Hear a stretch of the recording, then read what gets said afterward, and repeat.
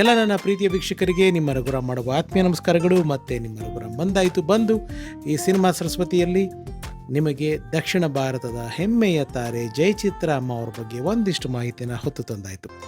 ಜಯಚಿತ್ರ ಅಮ್ಮ ಇವರ ಮೂಲ ಹೆಸರು 4 ಇದೆ. ಅಂದರೆ ಹುಟ್ಟಿದಾಗ ಹೆಸರಿಡ್ತೀವಲ್ಲ ಆ ಥರ: ಲಕ್ಷ್ಮಿ, ಕೃಷ್ಣವೇಣಿ, ರೋಹಿಣಿ, ಪಾರ್ವತಿ ದೇವಿ. ಲಕ್ಷ್ಮಿ ಅಂತ ಇಡೋದಕ್ಕೆ ಕಾರಣ ಇವರು ಹುಟ್ಟಿದ್ದು ಶುಕ್ರವಾರ. ಕೃಷ್ಣವೇಣಿ ಅಂತ ಹೆಸರಿಡೋದಕ್ಕೆ ಇನ್ನೊಂದು ಕಾರಣ ಕೃಷ್ಣ ಜಯಂತಿ ದಿವಸ ಹುಟ್ಟಿದ್ದು, ಆ ಶುಕ್ರವಾರ ಕೃಷ್ಣ ಜಯಂತಿ ಆಗಿತ್ತು. ರೋಹಿಣಿ ಅನ್ನೋ ಹೆಸರನ್ನ ನಾಮಕರಣ ಮಾಡಲು ಈ ಮತ್ತೊಂದು ಕಾರಣ ಅವರ ನಕ್ಷತ್ರ, ಹುಟ್ಟು ನಕ್ಷತ್ರ ರೋಹಿಣಿ ನಕ್ಷತ್ರದಲ್ಲಿ ಹುಟ್ಟಿದ್ದು. ಪಾರ್ವತಿ ದೇವಿ ಅಂತ ಇಡೋದಕ್ಕೆ ಇವರ ಚೆನ್ನೈನಲ್ಲಿ ಇವರ ತಂದೆ ತಾಯಿ ಎಲ್ಲ ಅವಾಗ ವಾಸ ಆಗಿದ್ದ ಸಂದರ್ಭದಲ್ಲಿ ಒಂದು ಕಪಾಲೇಶ್ವರ ಟೆಂಪಲ್ ಅಂತ ಇತ್ತಂತೆ, ಅರಳಿ ಮರ, ಈಶ್ವರನ ದೇವಸ್ಥಾನ. ಅಲ್ಲಿ ಕೂತ್ಕೊಂಡು, ಅಂದರೆ ಇವರ ಅಜ್ಜಿ ಹೆಸರು ಸುಬ್ಬಲಕ್ಷ್ಮಿ ಅಂತ, ತಾಯಿಯವ್ರ ತಾಯಿ ಹೆಸರು. ತಾಯಿ ಒಬ್ಬ ದೊಡ್ಡ ಕಲಾವಿದೆ ಜಯಶ್ರೀ ಅಂತ, ಸಾಕಷ್ಟು ಸಿನಿಮಾಗಳಲ್ಲಿ NTR ಸರ್ ಜೊತೆ, ನಾಗೇಶ್ವರ ರಾವ್ ಸರ್ ಜೊತೆ, ತುಂಬ ಸೀನಿಯರ್ಸ್ ಜೊತೆಗೆಲ್ಲ ಆ್ಯಕ್ಟ್ ಮಾಡಿದ್ದಾರೆ. ಅವ್ರಿಗೆ ಅಮ್ಮಾಜಿ ಅಂತ ಕೂಡ ಕರೀತಾಯಿದ್ರು. ಅವ್ರ ಮಗಳು ಇವರು. ಸೊ ಇವರೇ ದೊಡ್ಡವರು. ಇವರಾದಮೇಲೆ 2 ಗಂಡು ಮಕ್ಕಳು ಹುಟ್ಟಿದ್ದಾರೆ.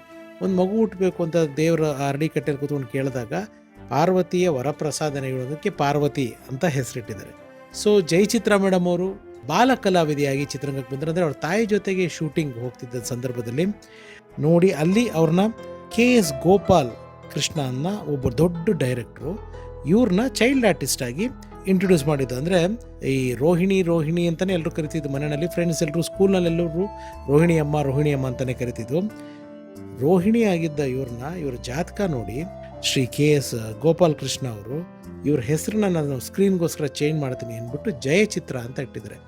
ಜಯಚಿತ್ರ ಅಂತಂದರೆ ಈ ಮಗುಗೆ ಯಾವಾಗಲೂ ಜಯ ಅನ್ನೋದು ಜೊತೆಗೇ ಇರಲಿ, ಅದರಲ್ಲೂ ಚಿತ್ರರಂಗದಲ್ಲಿ ಯಾವಾಗಲೂ ವಿಕ್ಟ್ರಿ ಜೊತೆಗೇ ಇರಲಿ ಅಂತ ಜಯಚಿತ್ರ ಅಂತ ಯಾವ ಗಳಿಗೆನಲ್ಲಿ ಅವರು ನಾಮಕರಣ ಮಾಡಿದ್ರು ಸ್ಕ್ರೀನ್ ನೇಮ್.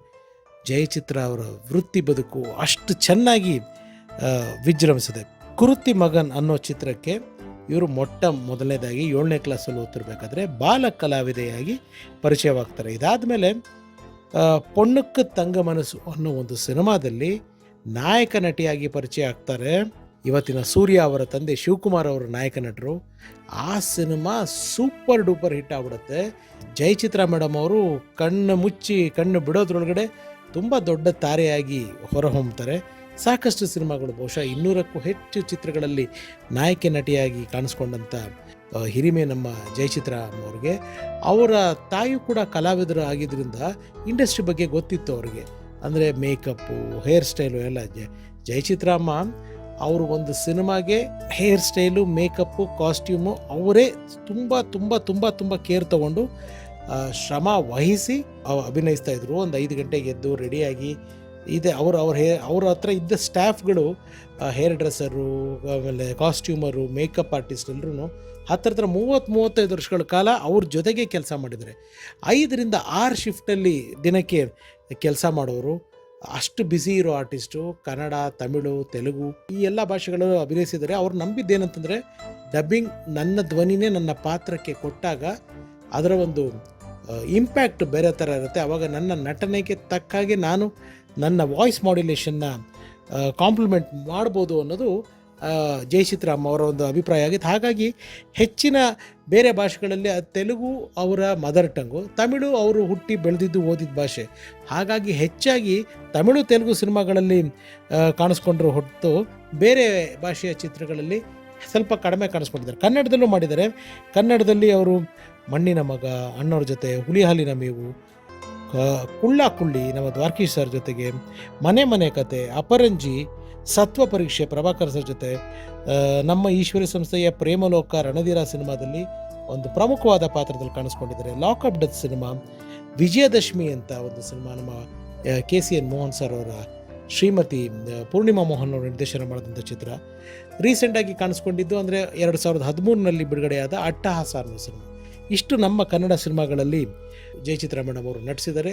ಆಮೇಲೆ ದ್ವಾರಕೀಶ್ ಸರ್ ಜೊತೆಗೆ ಉದಯ ಟಿ ವಿಗೆ ಅವತ್ತಿನ ದಿವಸಗಳಲ್ಲಿ ಒಂದು ಸೂಪರ್ ಹಿಟ್ ಸೀರಿಯಲ್ 9 ಗಂಟೆಗೆ ಬರ್ತಾಯಿತ್ತು, ಬುಧವಾರ ಅಂತ ಕಾಣುತ್ತೆ, ಫೆಮ್ ನಾಟ್ ರಾಂಗ್, ರಾತ್ರಿ 9 ಗಂಟೆಗೆ ಮಿಸ್ಟರ್ ಆ್ಯಂಡ್ ಮಿಸ್ಸಸ್ ಗುಂಡಣ್ಣ ಅಂತ. ಅದರದ್ದೊಂದು ಹಾಡು ಕೂಡ ಸೂಪರ್ ಡೂಪರ್ ಆಗಿತ್ತು.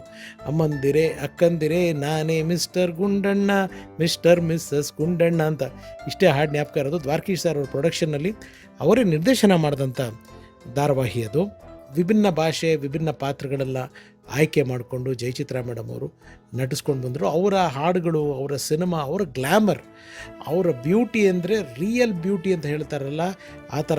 ಎಷ್ಟು ಜನ ಆವತ್ತಿನ ದಿನಗಳಲ್ಲಿ ಹುಡುಗರುಗಳ ಕನಸಿನ ಕನಿಯಾಗಿದ್ದರು, ನಿದ್ದೆಗೆಡಿಸಿದ್ರು ಜಯಚಿತ್ರ ಮೇಡಮ್ ಅಂತ. ಬಹುಶಃ ನಮ್ಮ ಪೇರೆಂಟ್ಸ್ಗಳನ್ನ ಕೇಳಿದ್ರೆ ಅದು ಇನ್ನೂ ಸೂಕ್ತವಾಗಿ ಗೊತ್ತಾಗುತ್ತೆ. ನನ್ನ ದುರಾದೃಷ್ಟ ನನ್ನ ತಂದೆ ತಾಯಿ ಕೇಳೋಕೆ ಅವರಿಬ್ಬರೂ ಇಲ್ಲ. ಬಟ್ ನಿಮ್ಗಳು ಯಾರು ನೋಡ್ತಿರೋ ನಿಮ್ಮ ತಂದೆ ತಾಯಿಗಳು ಕೇಳಿದ್ರೆ, ಹಿರಿಯರು ಯಾರು ಇದ್ದರೆ ಖಂಡಿತ ಜಯಚಿತ್ರ ಅವರ ಚಿತ್ರಗಳು, ಅವರ ಪಾತ್ರಗಳು, ಹಾಗೆ ಆ ಪಾತ್ರದಿಂದ ಬೀರಿದ ಪರಿಣಾಮಗಳ ಬಗ್ಗೆ ನಿಮಗೆ ಖಂಡಿತ ಒಂದಿಷ್ಟು ಮಾಹಿತಿ ಸಿಗುತ್ತೆ ಅಂತ ತಿಳಿಸ್ಬೋದು. ಹಾಗೆ ಜಯಚಿತ್ರ ಅವರು ಬರೀ ಒಬ್ಬ ನಟಿಯಾಗಿ ಮಾತ್ರ ಉಳ್ಕೊಳ್ಳಿಲ್ಲ, ಅವರೊಬ್ಬರು ಒಳ್ಳೆ ರೀಡರು, ಡೈರೆಕ್ಟ್ ಮಾಡಿದ್ದಾರೆ, ಪ್ರೊಡ್ಯೂಸ್ ಮಾಡಿದ್ದಾರೆ, and Bharatanatyam and Kuchipudi dancer ಅವರು. ಸೊ ಇವೆಲ್ಲವೂ ಅವರು ಕಲ್ತಿದ್ದಾರೆ. ಆ್ಯಂಡ್ ಬಹುಶಃ ನನಗೆ ತಿಳಿದಿರೋ ಮಟ್ಟಕ್ಕೆ 1000ಕ್ಕೂ ಹೆಚ್ಚು ನೃತ್ಯ ಪ್ರದರ್ಶನಗಳನ್ನ ಕೊಟ್ಟಿದ್ದಾರೆ ಅವರು. ಆ್ಯಂಡ್ ಟೆಲಿವಿಷನ್ ಸೀರಿಯಲ್ ಕೂಡ ಒಂದು ಡೈರೆಕ್ಟ್ ಮಾಡಿದ್ದಾರೆ, ಶಿವರಂಜಿನಿ ಅಂತ. ಹತ್ರ 200 ಎಪಿಸೋಡು ಅವರು ಡೈರೆಕ್ಟ್ ಮಾಡಿದ್ದಾರೆ. ಇನ್ನು ಜಯಚಿತ್ರ ಮೇಡಮ್ ಅವರು ಮದುವೆ, ಅವರ ಯಜಮಾನರು, ಅವರ ಮಗ ಹಾಗೂ ಅವರ ಇಂದಿನ ಜೀವನ ಎಲ್ಲವನ್ನು ನಾಳಿನ ಸಂಚಿಕೆಯಲ್ಲಿ ವಿಸ್ತಾರವಾಗಿ ಇನ್ನಷ್ಟು ವಿಶೇಷವಾದ ವಿಷಯಗಳೊಂದಿಗೆ ನಿಮ್ಮನ್ನು ಭೇಟಿಯಾಗ್ತೀನಿ. ಇದು ಸಿನಿಮಾ ಸರಸ್ವತಿ ಬೆಳ್ಳಿ ಪರದೆಯ ಸತ್ಯ ಕಥೆಗಳ ಪ್ರಸ್ತುತಿ. ನಾನು ನಿಮ್ಮ ರಘುರಾಮ್. ಸರ್ವೇ ಜನ ಸುಖಿನೋ ಭವಂತು. Love you all. ನಮಸ್ಕಾರ.